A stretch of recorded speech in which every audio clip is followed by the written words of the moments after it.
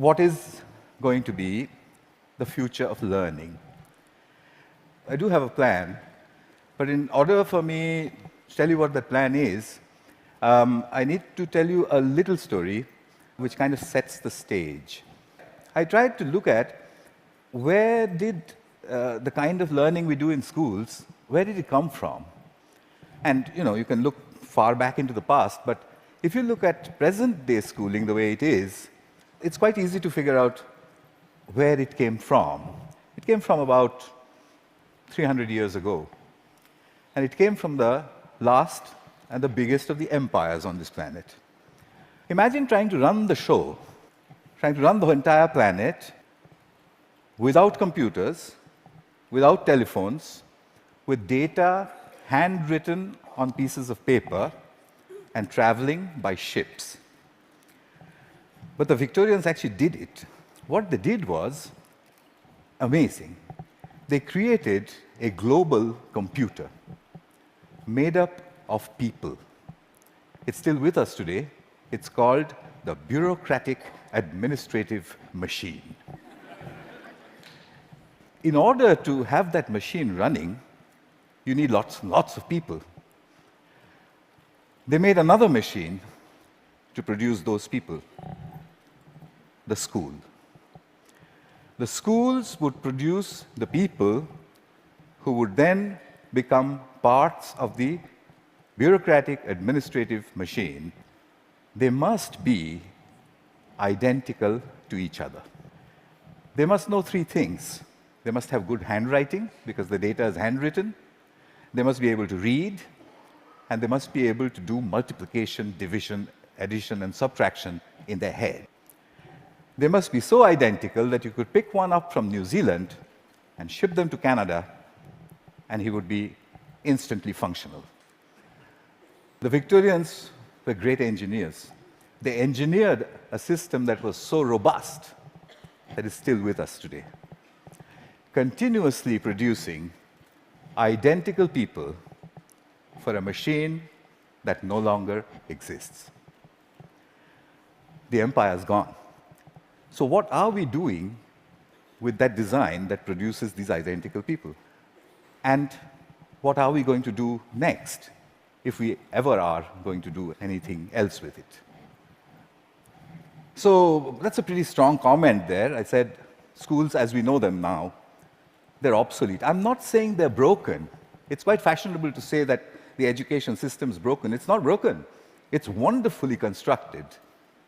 It's just that we don't need it anymore. It's outdated. What's the kind of jobs that we have today? Well, the clerks are the computers. They're there in thousands in every office. And you have people who guide those computers to do their clerical jobs. Those people don't need to be able to write beautifully by hand. They don't need to be able to multiply numbers in their heads. They do need to be able to read. In fact, they need to be able to read discerningly. Well, that's today. But we don't even know what the jobs of the future are going to look like. We know that people will work from wherever they want, whenever they want, in whatever way they want. How is present-day schooling going to prepare them for that world? Well, I bumped into this whole thing completely by accident. I used to teach people how to write computer programs in New Delhi 14 years ago. And right next to where I used to work, there was a slum. And I used to think, how on earth are those kids ever going to learn to write computer programs? Or should they not?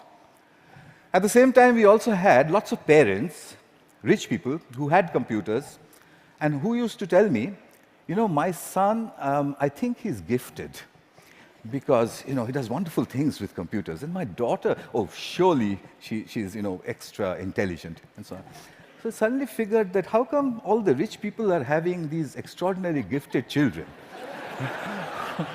What did the poor do wrong? I made a hole in the boundary wall of the slum next to my office, and I stuck a computer inside it just to see what would happen if I gave a computer to children who never would have one, didn't know any English, didn't know what the internet was. The children came running in. It was 3 feet off the ground, and they said, "What is this?" And I said, "Yeah, but it's, I don't know." So but they said, "Why have you put it there?" I said, "Just like that." And they said, "Can we touch it?" I said, "If you wish to." And I went away. About 8 hours later, we found them browsing and teaching each other how to browse. So I said, "But that's impossible. Because, how is it possible? They don't know anything." My colleagues said, "No, it's a simple solution. One of your students must have been passing by, showed them how to use the mouse." So I said, "Yeah, that's possible." So I repeated the experiment. I went 300 miles out of Delhi into a really remote village where the chances of a passing software development engineer was very little. I repeated the experiment there. There was no place to stay, so I stuck my computer in, I went away, came back after a couple of months, found kids playing games on it. When they saw me, they said, "We want a faster processor and a better mouse." So I said, "How on earth do you know all this?" And they said something very interesting to me. In an irritated voice, they said, "You've given us a machine that works only in English, so we had to teach ourselves English in order to use it." That's the first time as a teacher that I heard the word "teach ourselves" said so casually. Here's a short glimpse from those years. That's the first day at the Hole in the Wall. On your right is an 8-year-old. To his left is his student. She is 6, and he's teaching her how to browse. Then on to other parts of the country. I repeated this over and over again, getting exactly the same results everywhere.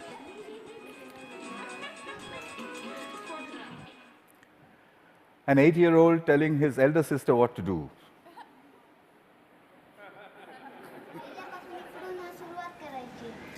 And finally, a girl explaining in Marathi what it is, and said, "There's a processor inside." So I started publishing. I published everywhere. I wrote down and measured everything, and I said, in 9 months, a group of children left alone with a computer in any language would reach the same standard as an office secretary in the West. I'd seen it happen over and over and over again. But I was curious to know what else would they do if they could do this much. I started experimenting with other subjects. Among them, for example, pronunciation. There's one community of children in southern India whose English pronunciation was really bad. And they needed good pronunciation because that would improve their jobs. I gave them a speech-to-text engine in a computer. And I said, "Keep talking into it until it types what you say." Okay. They did that and watched a little bit of this. Nice to meet you. Nice to meet you. The reason I end it with the face of this young lady over there is because I suspect many of you know her. She's now joined a call center in Hyderabad and may have tortured you about your credit card bills. in a very clear English accent. So then people said, "Well, how far will it go? Where does it stop?" I decided I would destroy my own argument by creating an absurd proposition. I made a hypothesis, a ridiculous hypothesis. Tamil is a South Indian language, and I said, can Tamil-speaking children in a South Indian village learn the biotechnology of DNA replication in English from a street-side computer? And I said, I'll measure them, they'll get a 0. I'll spend a couple of months, I'll leave it for a couple of months, I'll go back, they'll get another 0. I'll go back to the lab and say, we need teachers. I found a village. It was called Kali Kuppam in southern India. I put in hole-in-the-wall computers there, downloaded all kinds of stuff from the internet about DNA replication, most of which I didn't understand. The children came rushing and said, what's all this? So I said, it's very topical, very important. It's all in English. So they said, how can we understand such big English words and diagrams and chemistry? So by now, I had developed a new pedagogical method, so I applied that. I said, I haven't the foggiest idea. and anyway, I'm going away. So I left them for a couple of months. They had got a 0. I gave them a test. I came back after 2 months, and the children trooped in and said, "We've understood nothing." So I said, "Well, I mean, what did I expect?" So I said, "Okay, but how long did it take you before you decided that you can't understand anything?" So they said, "We haven't given up. We look at it every single day." So I said, "What? You don't understand these screens, and you keep staring at it for 2 months. What for?" So a little girl, who you'll see just now, she raised her hand, and she says to me in broken Tamil and English, she said, "Well, apart from the fact that improper replication of the DNA molecule causes disease, we haven't understood anything else."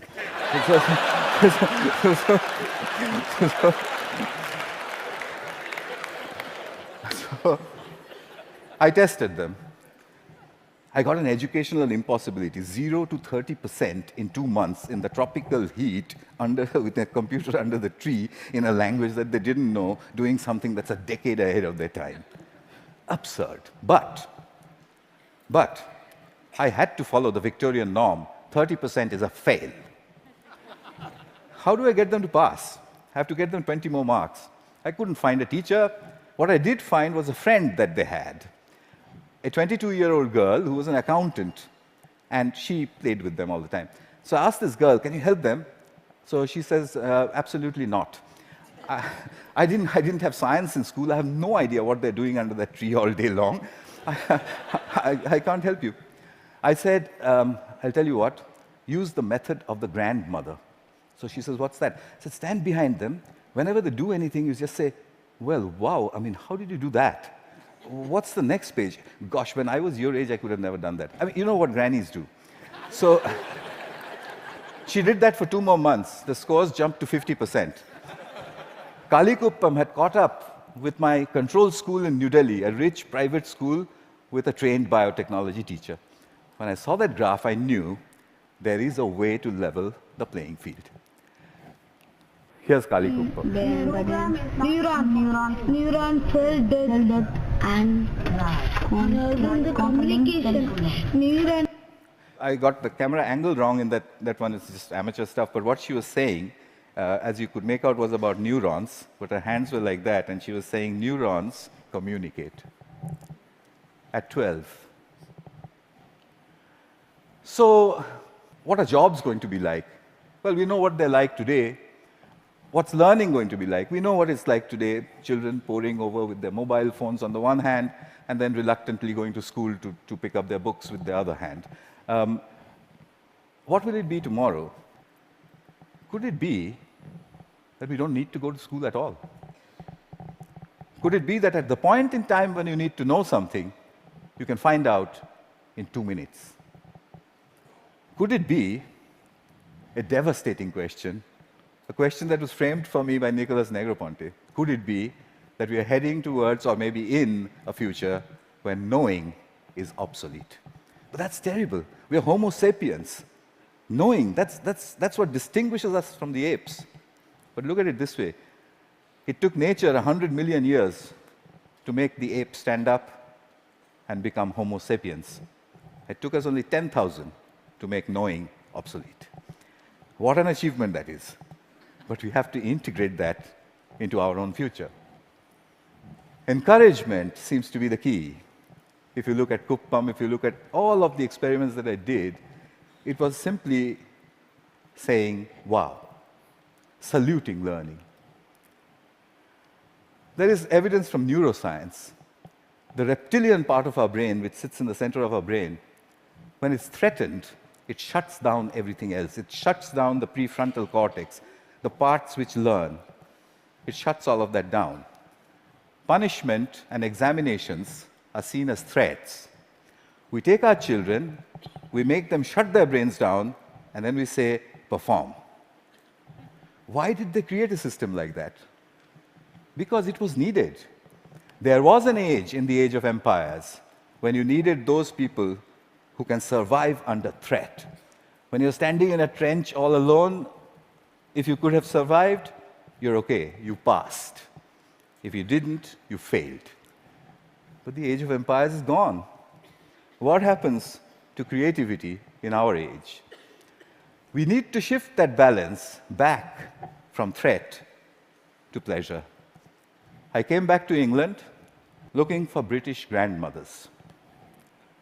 I put out notices in papers saying, if you're a British grandmother, if you have broadband and a web camera, can you give me 1 hour of your time per week for free? I got 200 in the first 2 weeks. I know more British grandmothers than anyone in the universe. They're called the granny cloud. The granny cloud sits on the internet. If there's a child in trouble, we beam a gran. She goes on over Skype and she sorts things out. I've seen them do it from a village called Diggles in northwestern England, deep inside a village in Tamil Nadu, India, 6,000 miles away. She does it with only one age-old gesture. Okay. Watch this. You can't catch me. You say it. You can't catch me. I'm the gingerbread man. Well done. Very good. So what's happening here? I think what we need to look at is we need to look at learning as the product of educational self-organization. If you allow the educational process to self-organize, then learning emerges. It's not about making learning happen, it's about letting it happen.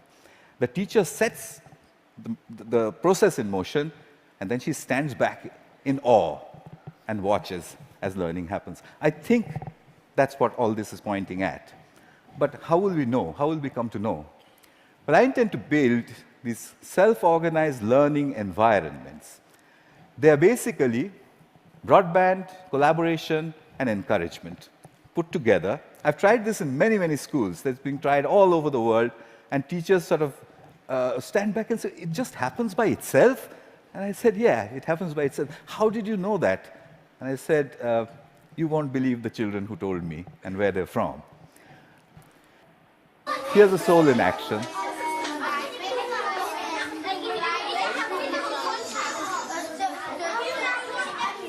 This one is in England.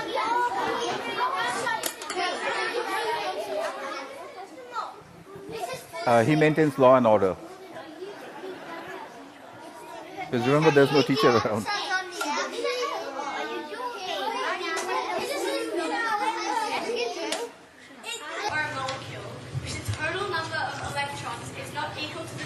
Australia.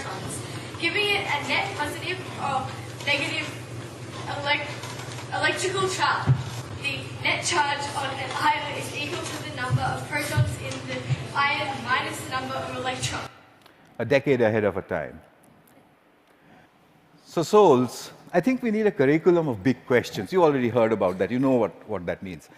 There was a time when Stone Age men and women used to sit and look up at the sky and say, what are those twinkling lights? They built the first curriculum. But we've lost sight of that wondrous questions. We've brought it down to the tangent of an angle. But that's not sexy enough. The way you would put it to a 9-year-old is to say, if a meteorite was coming to hit the Earth, how would you figure out if it was going to or not?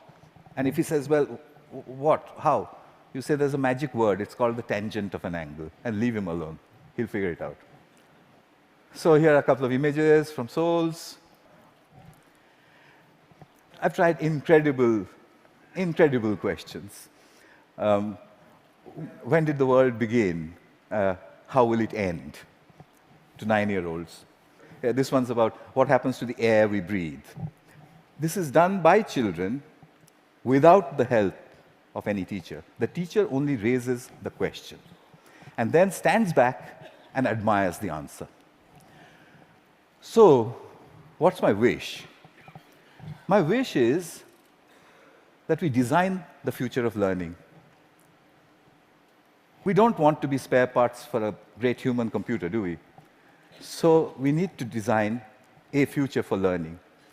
And I've got to get this wording exactly right, because, it's very important. My wish is to help design a future of learning by supporting children all over the world to tap into their wonder and their ability to work together, help me build this school. It will be called the School in the Cloud. It will be a school where children go on these intellectual adventures driven by the big questions which their mediators put in. The way I want to do this is to build a facility where I can study this. It's a facility which is practically unmanned. There's only one granny who manages health and safety. The rest of it's from the cloud. The lights are turned on and off by the cloud, etc., etc. Everything's done from the cloud. But I want you for another purpose. You can do self-organized learning environments at home, in the school, outside of school, in clubs. It's very easy to do. There's a great document produced by TED which tells you how to do it. If you would please do it across all 5 continents and send me the data, then I'll put it all together, move it into the School of Clouds, and create the future of learning. That's my wish. And just one last thing, I'll take you to the top of the Himalayas.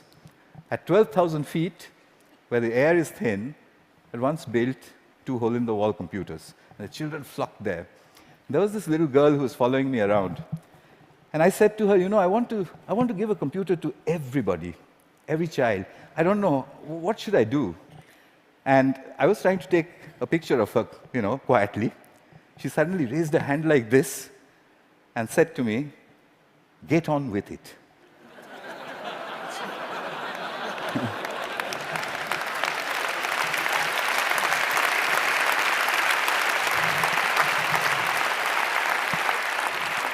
I think it was good advice. I'll follow her advice. I'll stop talking. Thank you. Thank you very much.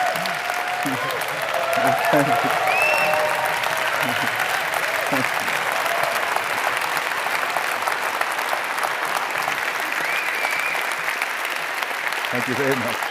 Wow.